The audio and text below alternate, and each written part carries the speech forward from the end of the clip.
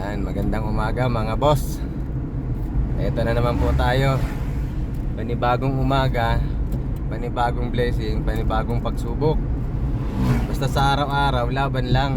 At alam natin, hindi tayo papabayaan ng Diyos. Basta sa Kanya lang po tayo magtiwala. So, yun lang. Pre, saan ka punta? Magagala. Kailangan natin maggala para ma-enjoy ang buhay.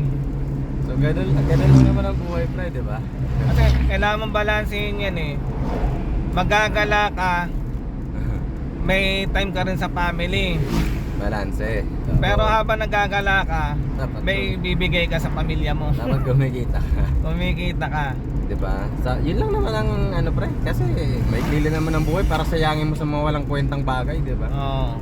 Diba? Kaya doon sa mga ano, doon sa mga hindi gumagawa ng maganda alam natin na may panahon para magbago na tayo.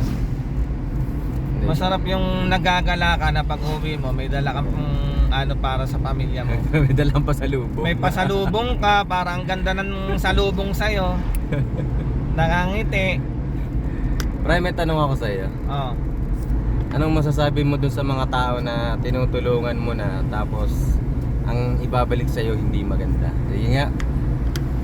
Para sa akin kasi kung ginagawan ka na maganda, ibalik mo yung maganda. Ngayon, kung sa tingin mong may ginawang hindi maganda, kung sa tingin mo, babalansehin mo lang kung ano yung mga mas magagandang nagawa sa buhay mo ng tao. Ganun lang naman eh, diba? Wag yung isang mani lang o kung ano man yung bagay na ipinagpalit na yung mga napakagandang samahan para sa akin kasi yung experience na kasama mo ng matagal na panahon, na maganda naman yung pinagsamahan nyo, tapos biglang sa isang iglap mawawala lang na nalimutan na lahat, parang parang unfair. Tama yun. Buti sana kung may ginawang masama sa'yo. Oo. Eh ang malupit doon, wala namang ginawang masama sa'yo. Yun. Diba? Parang isang bond paper, pre. Diba yung isang bond paper? Tuldukan mo yan sa gitna ng black na ballpen. Diba? Ipakita mo yan sa ano yung unang makikita dyan? Yung tuldok. Yung tuldok, diba? Oo. Dapat ganun lang naman yun eh.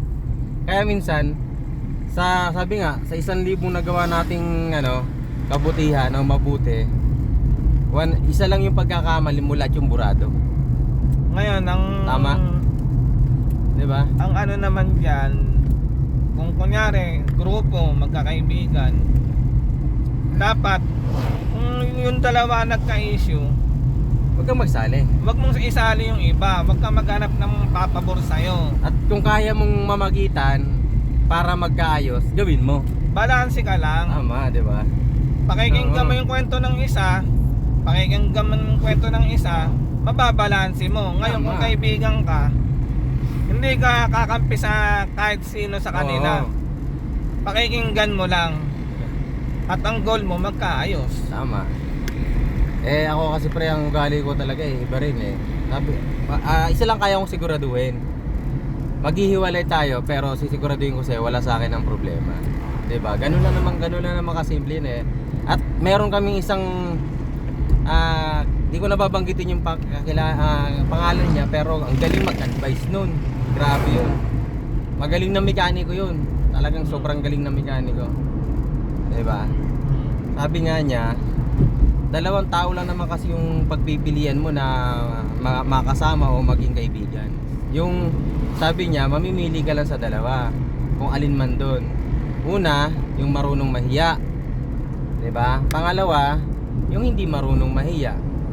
'Di ba? Kasi magkaiba yun eh. Pag marunong kasing mahiya yan, pre, ibig sabihin, malalim yan. 'Di ba? Kasi pansinin mo, pag hindi marunong mahiya yan, wala, mababaw yan. Sabi nga, ang ilog pag maingay, mababaw. Oo. Ganun lang naman kasimple yung pre, diba? So, ganun lang ang buhay. Tuloy lang. Kaya, sana, gawin lang nating masaya. Yung mga, diba? sabi nga, dapat kung ano yung narating mo, hindi importante yon, di ba? Sa bigay ng Lord yun eh. Ang mahalaga, anong meron ng ibang tao nang dahil sa'yo. Yun. Tama ba, pre? Tama. Di ba? Masarap yung magkakasama sa tagumpay eh. Oo. Tsaka Diba? kung anong meron man tayo ngayon, masaya tayo.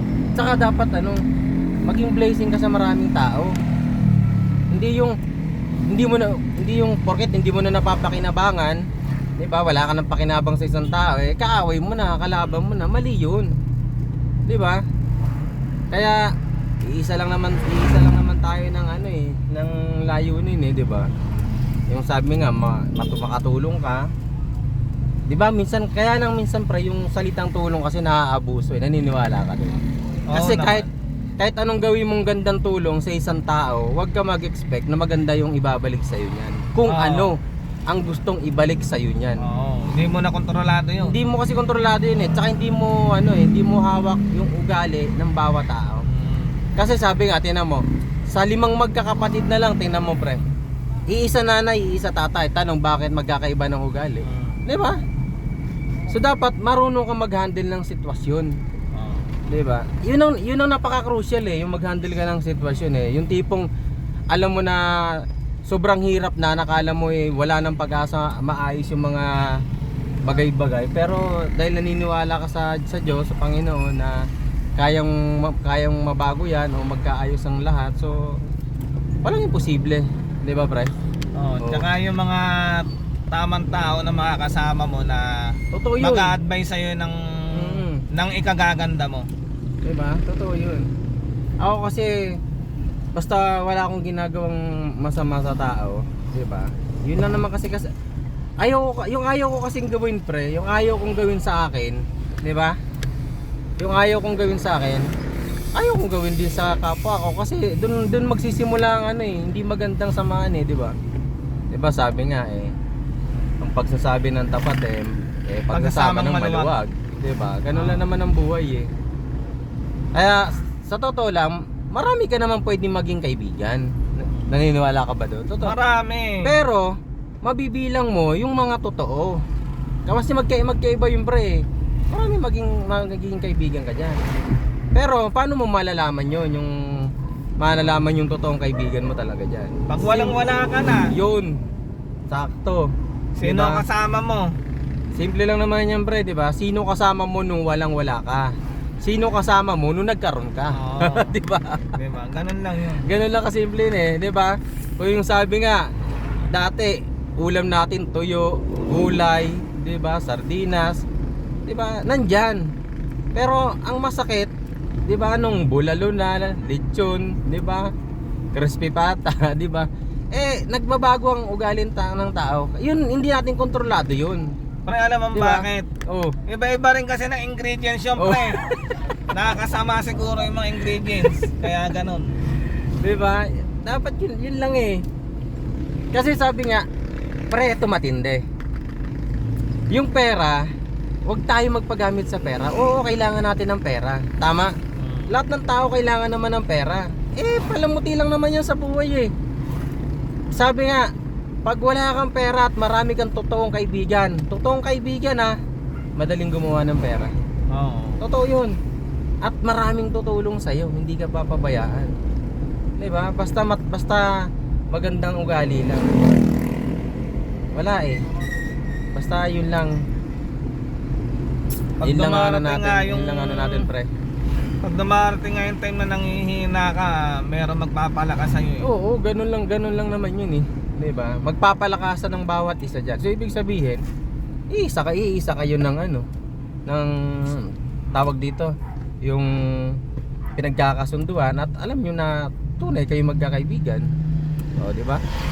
Alam nang nanghihina yung isa, pinabayaan mo na. Iniwanan sa ere, mahirap yun. Oo, hindi dapat ganoon. Oo. Basta yun lang, sabi nga 2024 na. Yan ang magandang natin. Gawin lang, gumawa lang tayo ng ng mabuti tsaka sa kapwa natin. Kasi wala maging masaya lang tayo. Kung anong meron tayo ngayon, masaya tayo. Magtrabaho ka kung ano yung pagkaloob ng Lord. Dapat marunong tayo makontento. Kasi mahirap talaga pre sa tao pag hindi marunong makontento. Yun lang naman ang yun lang guys, maraming salamat po. So, ikaw pre, may masasabi ka pa? Maraming salamat sa paggagala natin. Hindi na naman natin alam kung saan na naman tayo dadalhin ng ating mga paa. So, alam naman natin na hindi tayo papabayaan ng Lord. So, sa ngayon, kasama natin si Jumong yung ating kasama ngayon sa araw-araw. Sana ibigay sa atin ni Lord yung mga dapat na para sa atin. So, tiwala lang, basta tiwala lang tayo. Kung ano yung will ni Lord, yun ang yun ang masusunod. Okay? Maraming salamat po.